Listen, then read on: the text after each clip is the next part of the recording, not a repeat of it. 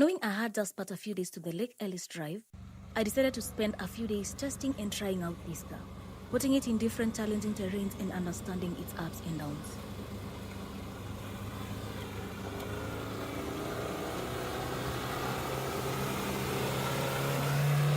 Lake Ellis isn't a walk in the park, especially for a 1300cc car.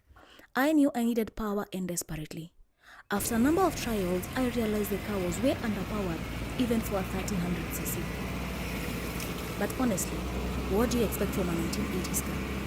When you look at this car, you realize it's older than most of you. But age is just a number as long as the car is mechanically sound.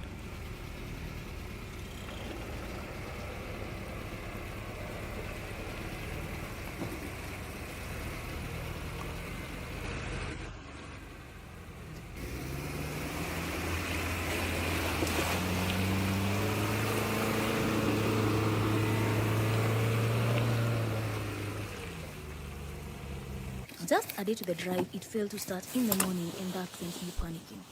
You see, Lake Ellis is 20 kilometers deep into the forest and mountains away from civilization with no phone network. I would not want to risk any breakdowns, considering the fact that my goal was to camp there overnight. From one end to the other, all you see are rolling mountains.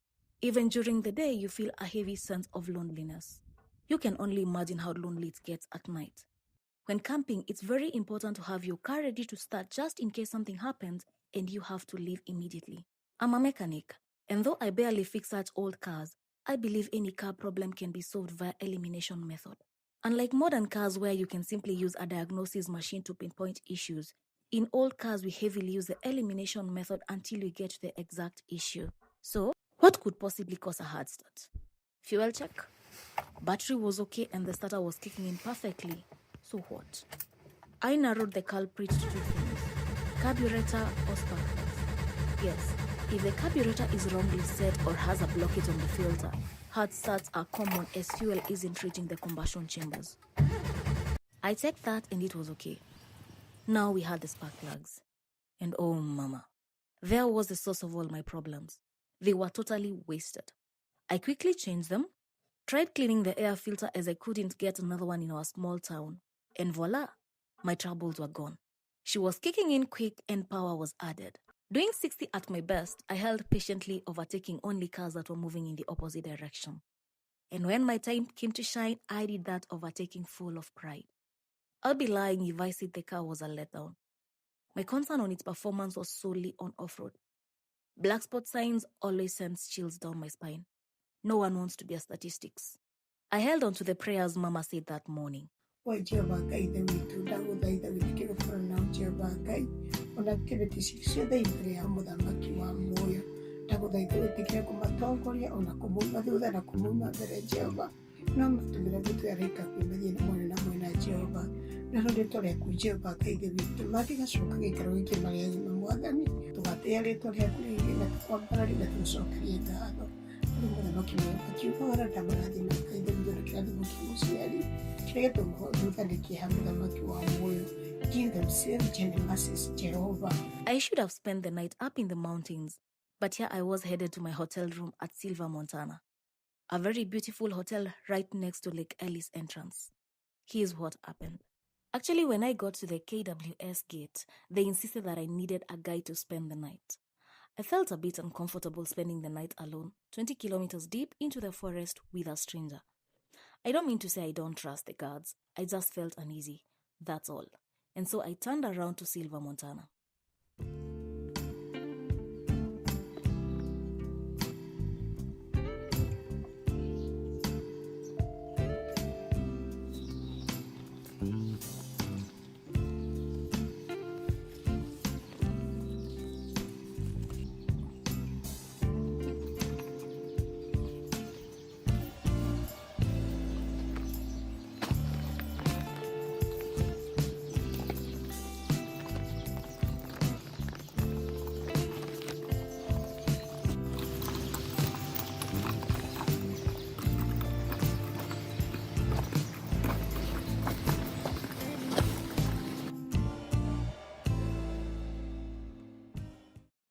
So today is the second day and I am heading off to Lake Ellis.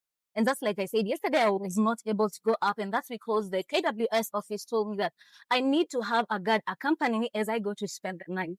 Bearing in mind that Lake Ellis is 22 kilometers away from civilization, and I'm all there taking the forest with a stranger, it quite felt uneasy for me. So I decided, let me just wait until the next day, and that is today, so that I can just go during the day trip, whereby I won't need a guide accompanying me. Nevertheless, I understand why they do that, because they are checking out for the security of the hikers who want to experience the mountain adventure. Anyhow, let's see what the day awaits. Morning came and there was the terrain to beat. It wasn't about the journey but the experience. As I drove up the now graded road, my excitement faded. I anticipated challenges. I wanted to feel like I had conquered, but the now graded road was so easy for any car and any unexperienced driver to beat. Once upon a time, Lake Ellis was the go-to off-road trail for anyone who was craving off-roading experience. I'm telling you from experience. Back in 2021, when I came here with my Land Cruiser 3000cc turbocharged, I encountered quite a challenge. You see, this road you're seeing right now, all graded and all smoothened out, it was a swamp. It was an obstacle after another. And for we off-road enthusiasts, the whole journey, the whole thrill is in overcoming an obstacle, overcoming another one, getting the mud, enjoying it and everything. Nevertheless, the road is really nice. Even a Nauris, a BMW would make it to Lake Ellis. Understand me, I'm not against BMW fans getting to Lake Ellis, but anyone who thrives and who thrills in the whole off-roading experience, there's something that's missing. And honestly, as of now, I feel disappointed. But one thing that's giving me at least it's encouraging me, that the views don't change. I mean, the mountains never move, so the views will always be there. But nevertheless, I'm hoping that as I progress upwards towards the mountains, I'll get to have something more challenging, and at least my disappointment will be tilted down a notch. Nevertheless, let's see what awaits ahead.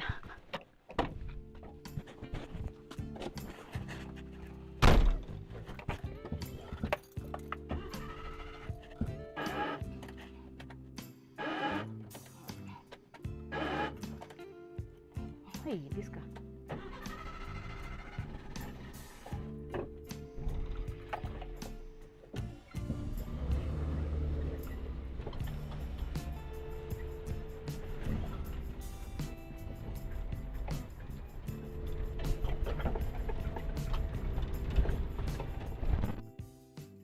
Old cars have a way of telling you that they are still old. That's because previously I had an issue with hard start in this vehicle. It would crank but it wouldn't start. What I did is I changed the spark plugs. More to that, I also cleaned the air filter. After cleaning the air filter, I also checked into the carburetor. That issue was resolved, but then again today morning, the issue popped back again. And from what I can tell, it's an issue of the starter misaligning with the flying wheel. So after this trip, what I'm going to do is I'll have to work on this beauty all over again. And let me tell you the advantage of being a mechanic and working on your own cars. You work at them on your own pace without having any pressure from anyone. But nevertheless, all cars are fun to drive.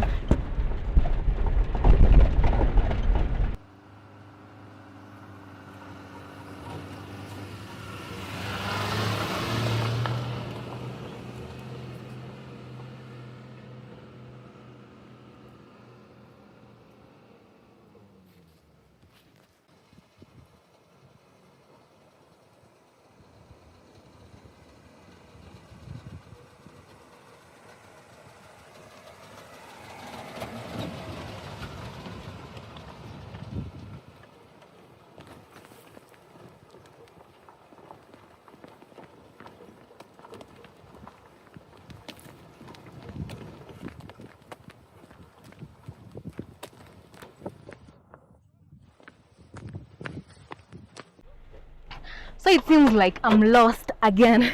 And why do I say again? That's because the first time I came here in 2021, I found myself in the same exact position, which is the Chogoria roadhead. Up ahead there's a junction I should have taken, and that's the junction that leads to Lake Ellis. I don't understand why the office always insists on you coming with a guide when you're coming to spend the night here. But nevertheless, we're just going to turn around and take the right route. So yeah, let's do this.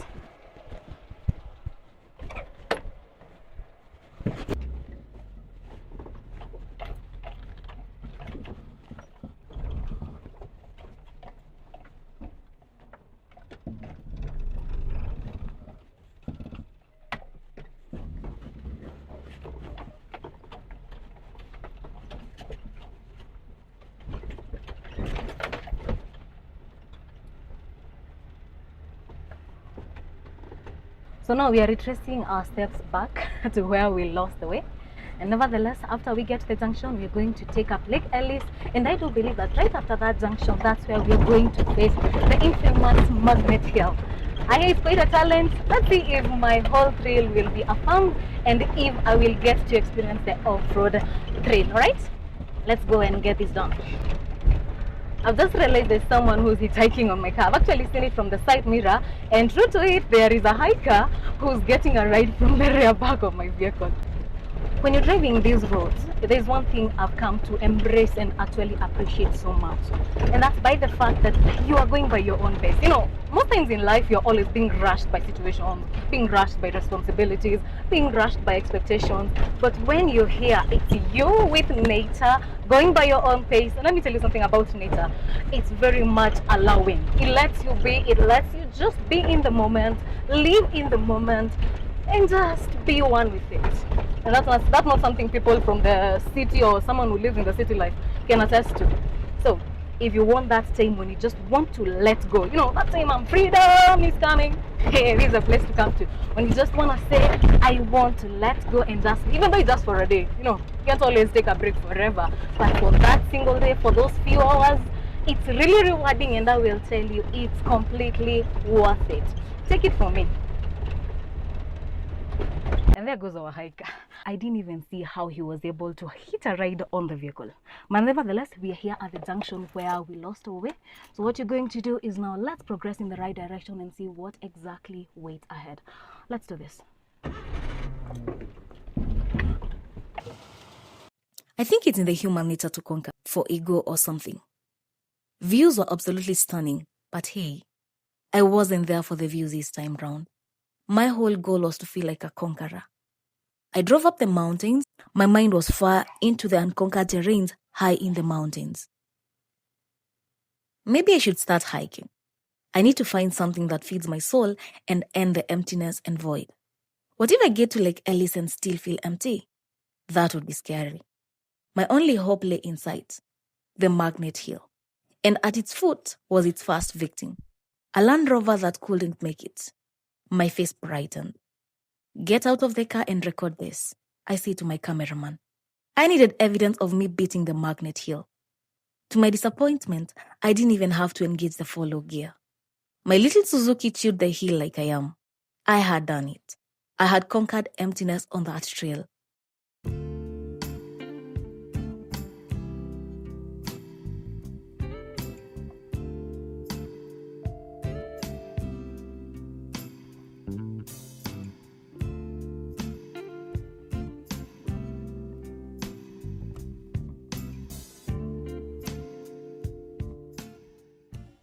So here we are at Lake Ellis, and honestly, it's a beautiful thing. You know, there are people who argue out that this lake should be given a more local name, and in my opinion, I agree with them on that. At least a local name makes us resonate so well with it, and at least make it more indigenous to this place.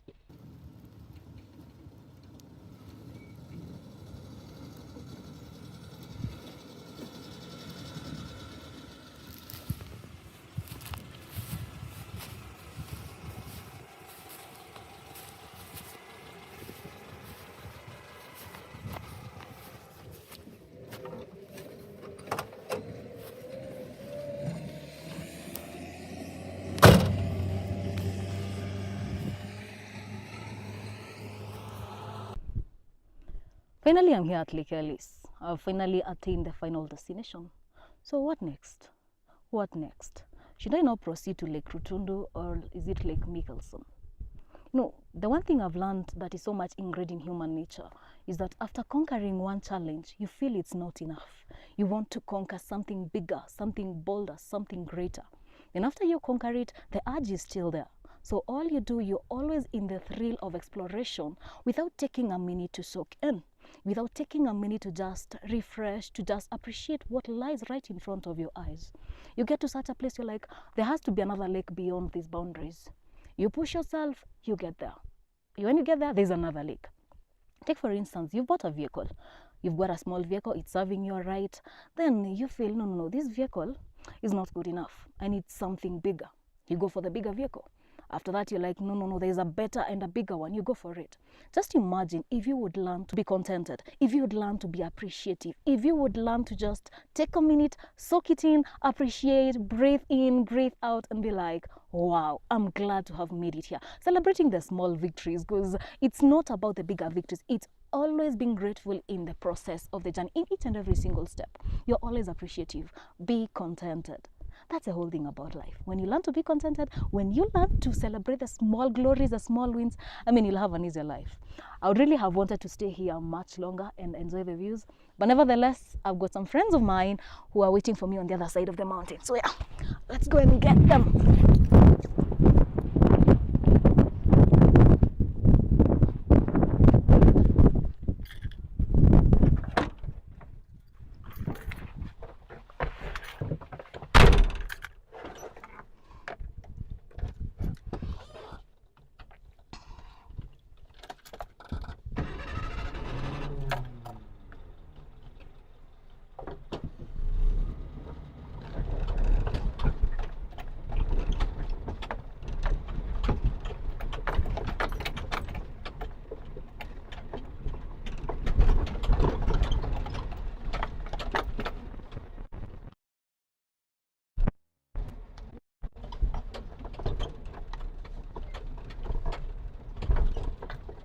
It was time to go back and get my friends. And again, fear crept in. Will I fake smiles and laughter? What if I don't fit in? What if I feel alone in a huge group of people? Could it be that I'll have to retreat in fear? This was the third time I was hanging out with a group of people and still had the very same fears I felt the first time. I realized I don't have to conquer trails. It's my fears, uncertainty, and feelings of not belonging that I have to defeat first.